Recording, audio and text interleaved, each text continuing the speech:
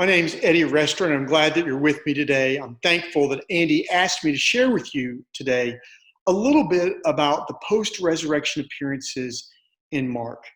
Before we get there, let me ask you a question. Have you ever been watching a movie and the movie's been good and entertaining, but when you get to the end, the final scenes of the movie, it leaves you just kind of disappointed. It wasn't what you hoped it would be.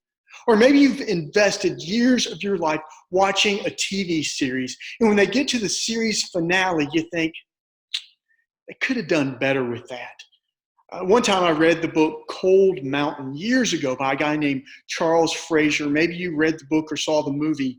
It's a great book. I love historical fiction. And in the book, it's the story of this Confederate soldier who deserts to travel back to be home with the love of his life. It's also the story of the love of his life and all that she's going through to wait for him to get home. 300 pages go by. It's this incredible love story. These two people so dedicated to each other. Finally, at the end of the book, they get together. In less than 24 hours after they found each other, he's dead. It was a miserable ending. It was awkward. It was a lousy ending. And let me tell you, when we get to the end of the Gospel of Mark, particularly compared to the other Gospels, Matthew and Luke and John, the end of the Gospel of Mark, it's disappointing. It's kind of awkward. It's weird. It's not what you would hope for it to be. When Andy asked me to talk about the post-resurrection appearances in the Gospel of Mark, I thanked him because there aren't really any post-resurrection scenes in the Gospel of Mark. What we get in the Gospel of Mark is an abrupt ending in verse 8. Now, in your Bibles, you may have something called the shorter ending of Mark or the longer ending of Mark. But what we know about the shorter ending and the longer ending is that they were added years later, probably when some scribe was copying down by hand the Gospel of Mark to send to someone else. He got to the end and he thought, well, that can't be it. So he added something there at the end, or maybe later on someone added an even longer ending because the longer ending sounds like the Gospel of Luke. But the earliest manuscripts of the Gospel of Mark end with verse 8. You have in chapter 16 the women coming to the tomb, and they're greeted by the angel at the empty tomb. And this is what the angel says in verses 6 and 7. The angel says to the women, "Do not be alarmed. You are looking for Jesus of Nazareth, who was crucified. He has been raised. He is not here. Look, there is the place they laid him. But go, tell his disciples and Peter that he is going ahead of you to Galilee. There you will see him just as he told you." So we get this moment with the angel. Just like in the other Gospels, the women go to the tomb. Jesus, who is supposed to be dead, isn't dead. The tomb is empty. The angel sends them back to tell the cowering and cowardly disciples what has happened.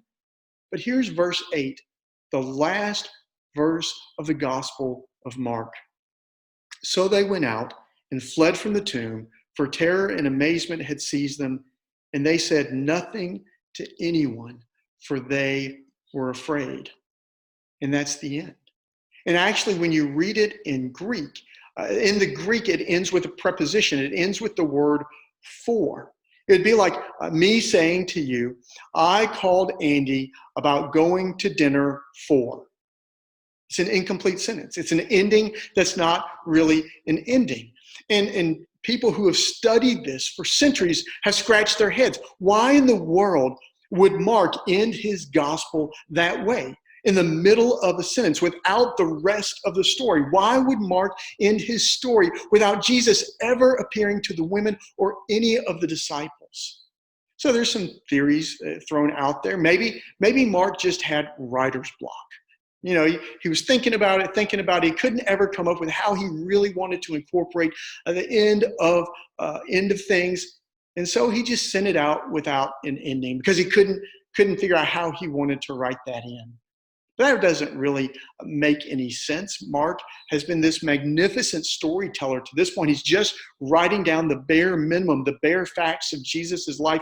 And the resurrection seems like something that wouldn't have required much from him to add there at the end. Other people think, well, maybe something happened to Mark, or maybe he just sent it out before it was finished. There are a lot of different theories about it, but the reality sits that the Gospel of Mark ends in the middle of a sentence. David Lowe, who's a pastor and a writer, talks about this weird moment at the end of the Gospel of Mark. And here's what he says about it. He says, Mark writes this open-ended gospel that threatens to end in failure, you see, precisely to place the burden of responsibility for telling the good news squarely on our shoulders. Mark isn't terrible at endings, it turns out. He's brilliant. And by ending his account this way, he invites us into the story to pick up where these women left off and indeed go and tell that Jesus of Nazareth, who was crucified, has been raised and is going ahead to meet us, just as he promised.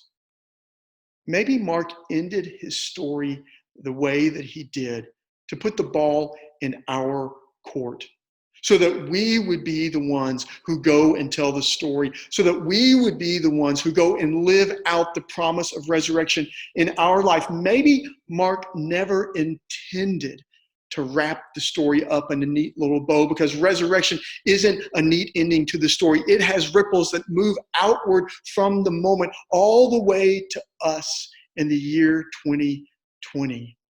Here's how Mark begins his gospel. And I think this is a clue for us about what Mark wanted from us.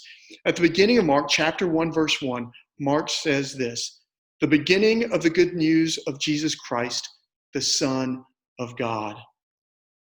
Mark just writes the beginning, the very beginning of the story. And you and I and all of the faithful saints through all the ages, we are continuing to write the story of resurrection. What Mark does is he gives us the beginning. And now we continue to do what we're called to do, to write the story. Will Willimon is a Methodist bishop and a preacher. He was the dean of the chapel when I was at Duke. And he once wrote about the resurrection. He said this. He said, there are so many ways to explain the resurrection. The point is, we can't explain the resurrection. The resurrection explains us.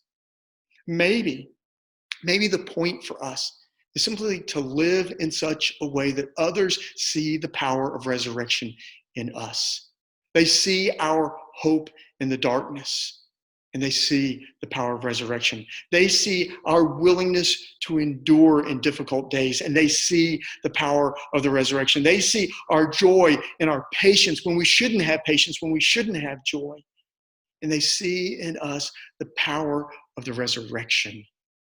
A few weeks ago, after we'd stopped meeting for in-person worship at Oxford University United Methodist Church, for the benediction one day, I announced to the congregation watching online, the building is closed, the church isn't.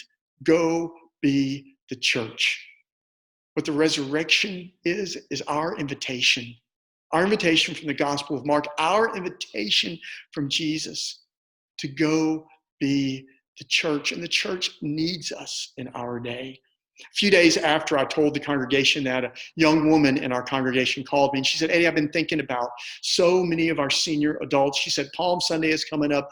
You know, I know they can't get out of the house. They're not going to have any palms for Palm Sunday. Would it be okay if I arranged for my kids and some of our other kids from our women's group, maybe just to go out and hand them a palm and wish them happy Easter? I said, go be the church. That's an amazing thing to do.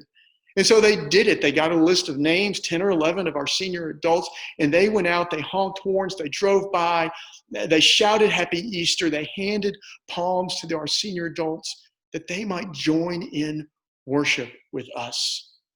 Early on, members of our congregation stepped up almost immediately to say, hey, if a senior adult needs someone to deliver pharmacy needs or maybe food needs to them, just call me. We have almost 4 dozen adults on hold for us to call for any need. Why?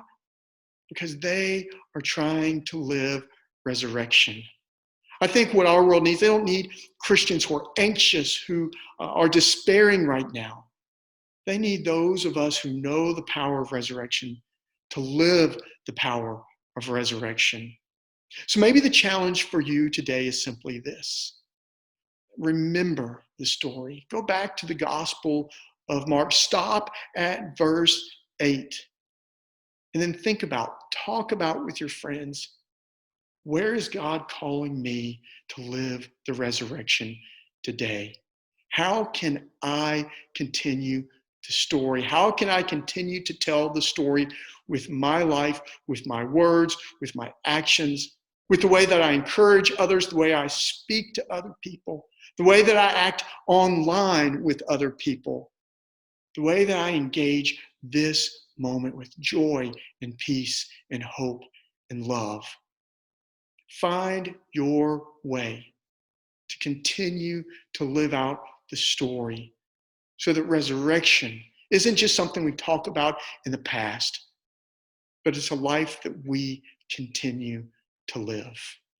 Go and be blessed. May God continue to do God's work of resurrection in you and through you in our world.